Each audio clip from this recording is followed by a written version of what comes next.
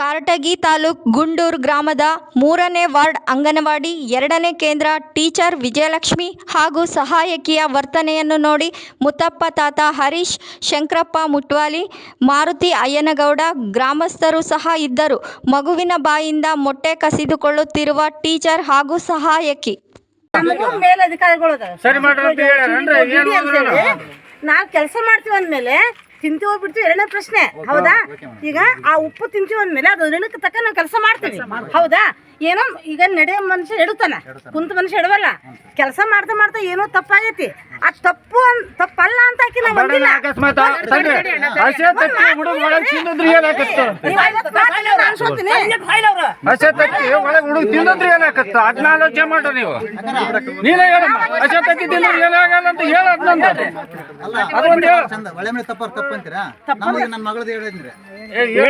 Madam ಸತ್ಯ ತಪ್ಪ್ರಿ.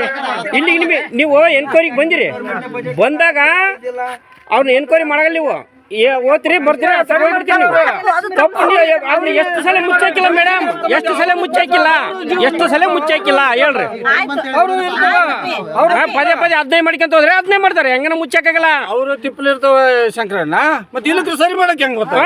ಮೇಲಧಿಕಾರಿಗಳು ಲಂಚ ಹೋಗಿರ್ತೈತಿ. ಲಂಚ ಹೋದಕಲ್ರಿ ಮಾತಾಡೋದು ನೀವು ಮೇಡಮ್. ನಾವು ಹೇಳೋದು ಈಗ ನಿಮ್ಗೆ ಲಂಚ ಮುಟ್ಟಿಲ್ಲ ಮೇಡಮ್, ಸರಿ ಮಾಡ್ತಂಬುದು ಯಾಕ್ರಿ ಮೇಡಮ್? ಲಂಚ ಬಂದೈತಿ ನಿಮಗೆ. ಹಾ ಮೇಡಮ್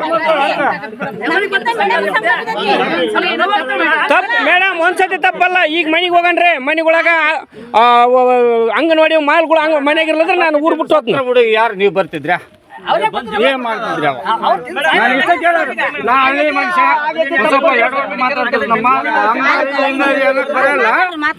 ತಪ್ಪಿ ತಿಂದು ಸತ್ರ ಯಾರು ಬರ್ತಿದ್ರಿ? ಅವ ನೀನು ಬರ್ತಿದ್ರಿ ಯಾರು ಬರ್ತಿದ್ರಿ? ಅವ ನಾ ಇಷ್ಟ ಕೇಳ ಸಣ್ಣ ಕೂಸಿರ್ತಾರ ತಪ್ಪಿ ತಿಂದ್ರೆ ನಮಗೆ ಹೊಟ್ಟಿ ತಡ್ಕನಲ್ಲ.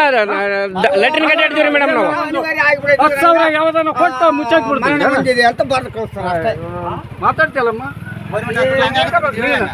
ಅದು ಸಮಸ್ಯೆ ಇಲ್ಲ.